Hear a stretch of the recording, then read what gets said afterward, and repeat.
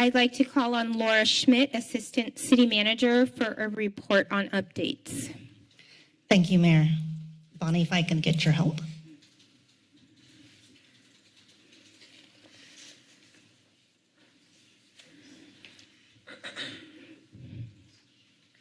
So while those slides are loading, I'll be giving you my first update on the San Lorenzo Park restoration and Benchlands closures.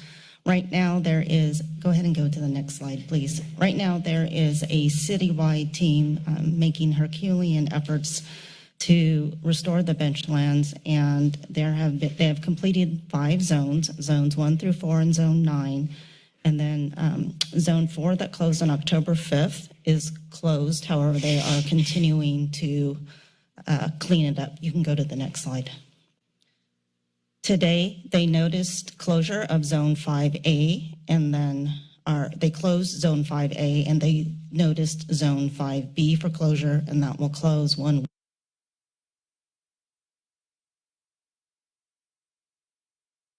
week from today on the 18th. We do understand that with the closure of the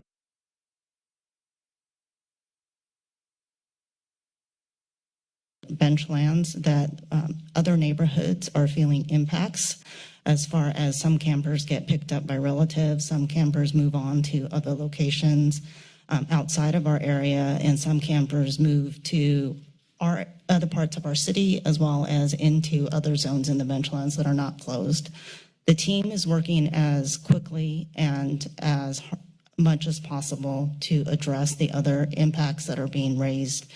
We hear the neighbors, we hear you council members, and they are really making an effort. But as you'll see in the next couple of slides, the work that they are doing is enormous. Bonnie, if you can go to the next slide. This is an example of a zone before the cleanup. So the picture on your left is zone 4 before cleanup, and the picture on the right is zone 3 after cleanup. You guys will have received an update on the 7th that about 171 tons of trash had been picked up to date. We just got an update from the team today, and as of yesterday, that number had changed to 203 tons. And because I like to put things in terms that people can understand, 203 tons is equivalent to 138 Toyota Priuses, or Prii, depending on how you say the plural. If you put 138 Priuses end to end, that goes from City Hall to the London Nelson Community Center. That's how much trash has been picked up.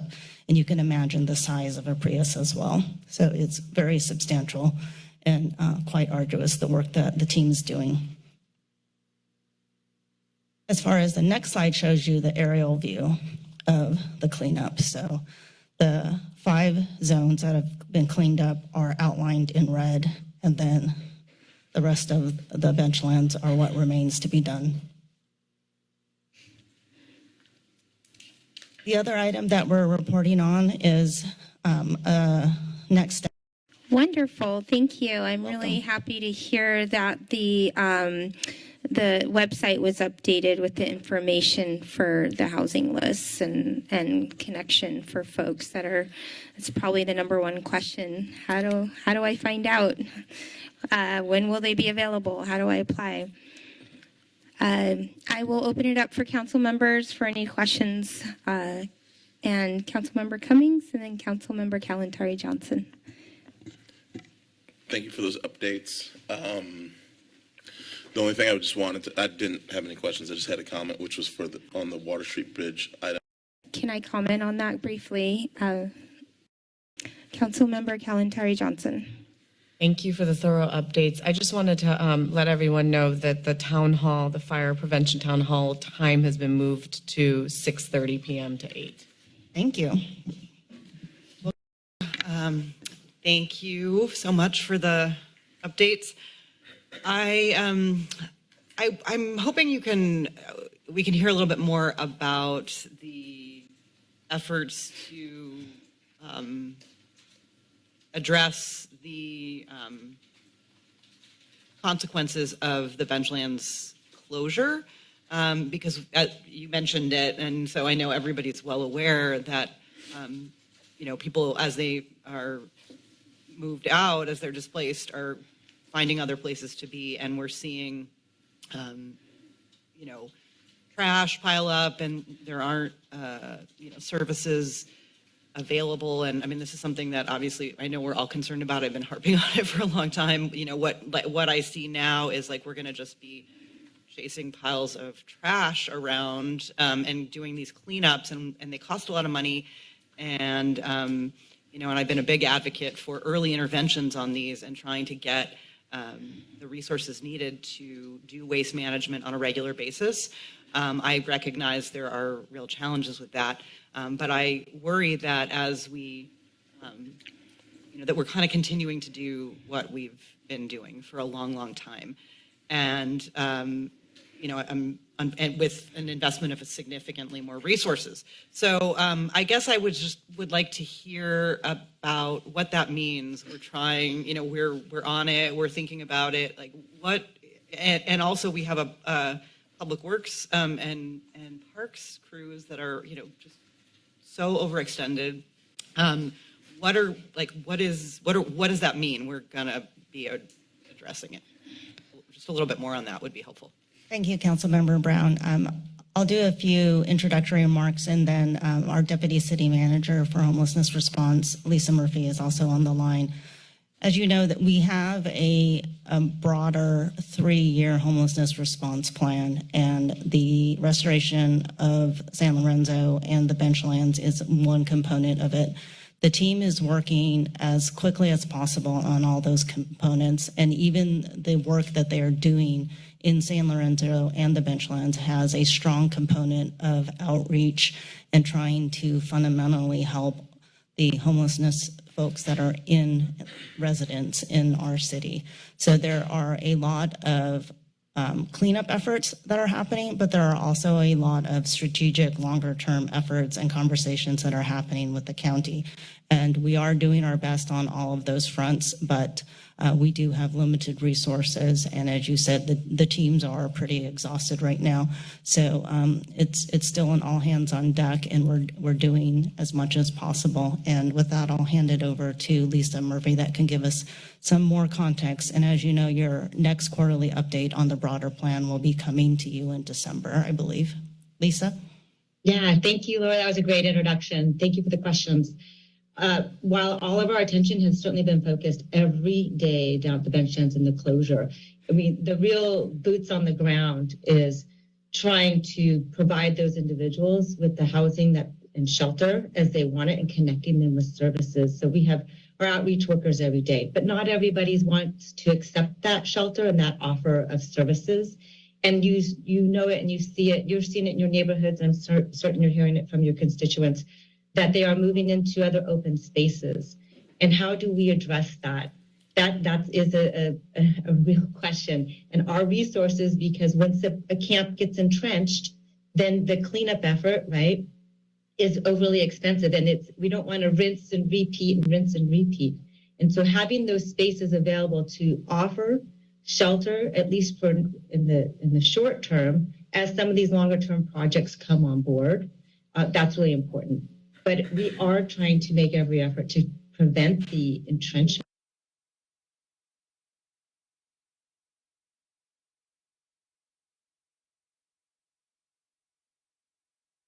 that is happening in the certain areas. But right now, as we're focusing on Benchlands and the limited shelter spaces available, makes that difficult, as you know, to try to relocate people from other open spaces.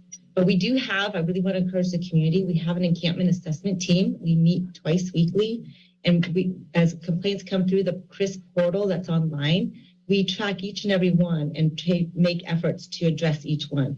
But not all are able to clear out. That's the bottom line, because we aren't able to offer enough short-term shelter.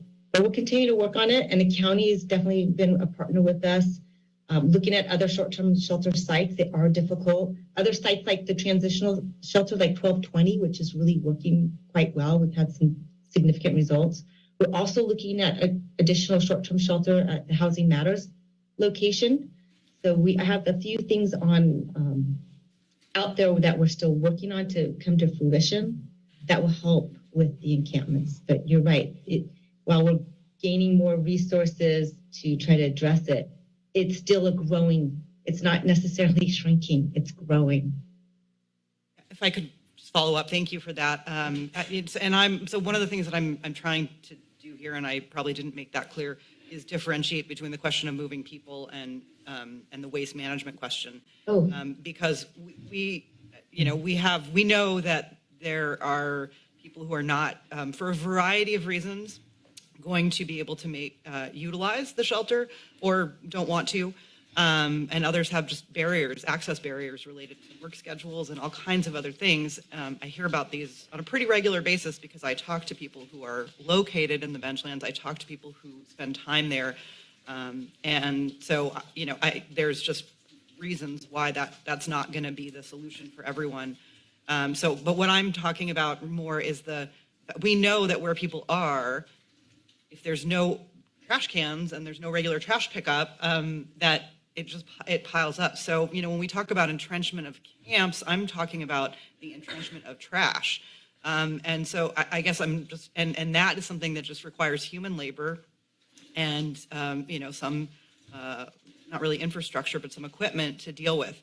There's a cost to that, but, up front, it tends to, I don't have any study in front of me to prove this, but I'm pretty sure, based on the anecdotal evidence and what I hear from people who do this work, trash pickup, that doing it, ongoing and upfront is a much more effective and cost-effective way to deal with it.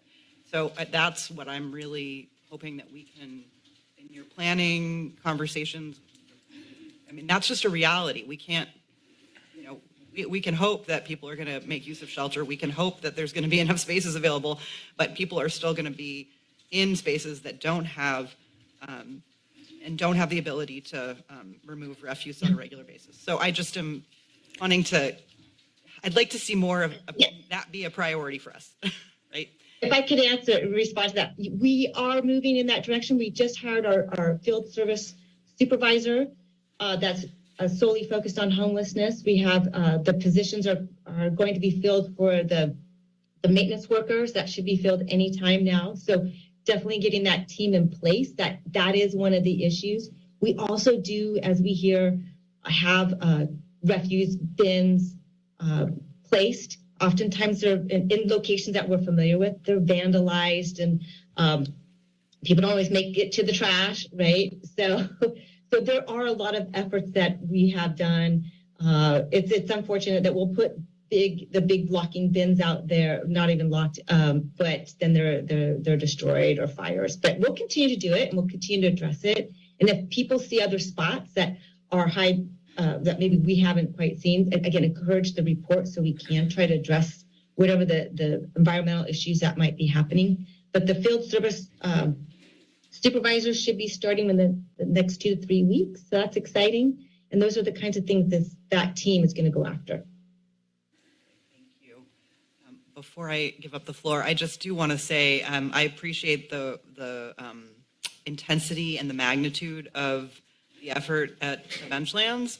However, I just want to remind us all that a lot of the material that was removed was not necessarily trash. A lot of people's survival belongings were part of that, and because people don't have anywhere to go. So it is a cleanup issue. It's a challenge, but I just want to remind people that there are other ways to think about addressing a lot of that material, but without doing it as a trash cleanup. I'll just leave it there for now, since this isn't an item on our agenda today. But thank you for the update. Thank you. Are there any other council member questions? Councilmember Myers, thank you. Thank you, Mayor. Lisa, I just had a question, just trying to get a sense of sort of those accepting shelter I've seen numbers that, on the weekly reports that I think you provide. Do you have a sense of folks who are sort of moving into shelter versus not moving into shelter in terms of sort of, I've seen counts, obviously, now that we're contacting folks. And are there also other opportunities being offered, such as, assistance with getting travel money home or what have you? And then also just want to understand additional services. My understanding is that there's both domestic violence crisis support there on site, and there is also case management as well being offered there. So I'm just trying to get a little bit of a sense of sort of, are most people not accepting shelter, or, kind of just get a general sense of that. Thank you. Yeah. Understanding. Yeah, a variety of reasons. I think that Councilman Brown even pointed out of those individuals not accepting the shelter up at the Overlook, convenience factors, trying to get to and from work, which we understand. So about 1 in 3 is sort of the estimate, but there's about 50 so far that have accepted shelter there. And we've moved some individuals to 1220 because some individuals at 1220 have been able to find other housing. You've mentioned all of the outreach workers are there. We also include public health is down there quite frequently as well. Nursing, outreach workers, homeward bound, the utilization of the homeward bound process, family members still showing up occasionally to provide assistance. But all of the outreach workers that are down there, the variety is the amazing amount of service trying to connect individuals who some individuals have their housing vouchers and are still trying to connect. That's a very difficult thing that's occurring that we want to see. Those folks who are already ready to go, not having a place to be accepted just yet. But yes, there are not a lot of options. That's the problem. We need more options and more for folks to be able to meet their needs the way that works best for them. And I just, again, want to commend all the outreach workers that from across the system, from the numerous, from the county, our city, all the nonprofits, the work is incredible. They're down there every day trying to connect people to services, just to get them their vital documents, right? So they can try to get housing, the very basics. But the work is ongoing, and they still continue to go up to the Overlook at the Armory, and they go up there to try to continue providing services to those folks there as well. Thank you. I know we'll get an update at our next meeting, so I don't want to ask too many questions, but I do just want to recognize Jeremy and Chris and Monica, and Larry and the team. I've gone over and visited as well and spoken with county staff and have seen the box that has been set up, basically the travel box that is now basically a functional office trying to help people get connected. So I just, for the public's knowledge, this is probably the largest, most organized, most sophisticated decampment of folks that unfortunately have been living in an area for 2.5 years, including going through a major flood last year where many of them lost all of their belongings. So it's not safe to be on a floodplain. We learned that unfortunately last winter. And so I just really want to compliment our staff and all the work they've been doing. I think that we have been really providing stellar services and communications and really understanding a lot more about what's happening in encampments like this one in the city. So thank you, Lisa, for the report. Thank you, Councilmember Myers, very much. Councilmember Golder and then Councilmember Cummings.